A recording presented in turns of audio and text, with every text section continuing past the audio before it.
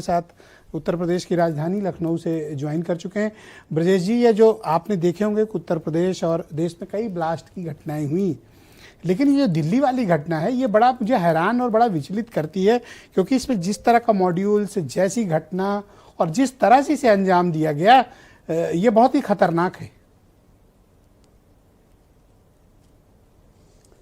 ब्रजेश जी, खतरनाक ही नहीं है, ये बिल्कुल भयग्रस्त कर देता है। एक दिल्ली की घटना हुई, उसने पूरे देश को हिलाया, और डर एक बात का और लगता है कि यदि वो बाकी जो 3000 किलो विस्फोटक रखा हुआ था वो न पकड़ा जाता तो क्या हालत होती देश की। तो आप देखिए, इसकी तैयारी लगातार हो रही थी। जब ऑपरेशन सिंदूर हुआ, इसके बाद से आप देखिए वहाँ सम्मेलन हो रहे थे, लगातार चुनौतियां हो रही थी पाकिस्तान में।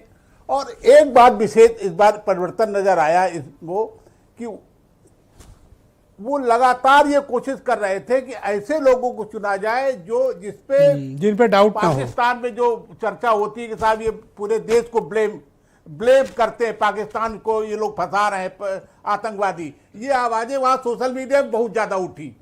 तो इन्होंने इस देश के लोगों को ही पकड़ा, और ऐसे लोगों को जो बहुत पढ़े लिखे हैं।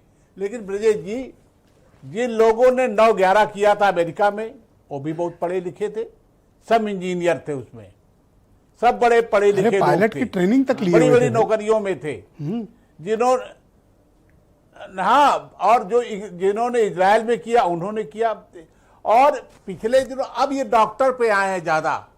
पहले तो सब इंजीनियर छांटते थे, जितने इंजीनियर थे, और असल में डॉक्टरों पे कोई शक होता नहीं ना, जो मेडिकल प्रोफेशनल्स होते हैं उन पे थोड़ा डाउट नहीं होता। नहीं, शक नहीं होता है, नहीं, डाउट नहीं होता। वो समाज में घुल मिल के रहते हैं, बड़े बड़े जगह बैठते हैं, वहां से सारी सूचनाएं इकट्ठा करते हैं। लोग उन्हें संभ्रांत समझते हैं, लोग उन्हें जिम्मेदार समझते हैं, लोग उन्हें समझते हैं कि ये समाज के एक आधार हैं, और उसी में लोग धोखा खा जाते हैं। एक बात बताइए, तो दिल्ली से महज 37 किलोमीटर दूर इतना बड़ा नेटवर्क तैयार हो रहा था।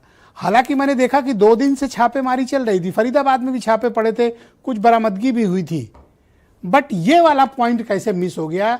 ये मतलब थोड़ा विलंब हो गया सिक्योरिटी एजेंसीज को एक्शन में, या फिर ये जब उन्हें लगा कि अब सब पकड़े ही जा रहे हैं तो कहीं तो दिल्ली में ले जाके ब्लास्ट कर दो?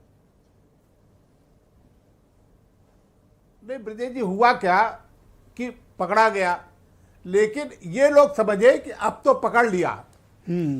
उसी जश्न में डूबे हुए थे, पूरे देश में खबरें छप रही थी कि इतना बड़ा पकड़ा गया, देश बहुत बड़े उससे बच गया है, बहुत बड़ी त्रासदी से बच गया है।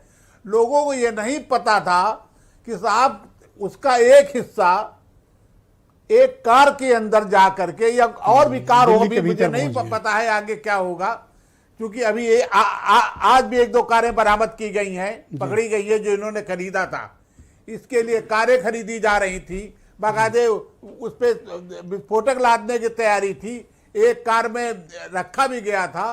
तो ये जो लोग थे ये धीरे धीरे अपनी तैयारी कर रहे थे, लेकिन ये पकड़ लिए गए। ब्रजेश जी, थैंक यू। थोड़ा डिबेट को आगे बढ़ाएंगे सर, थोड़ा सा वक्त भी कम है। मैं राजेश पांडे जी को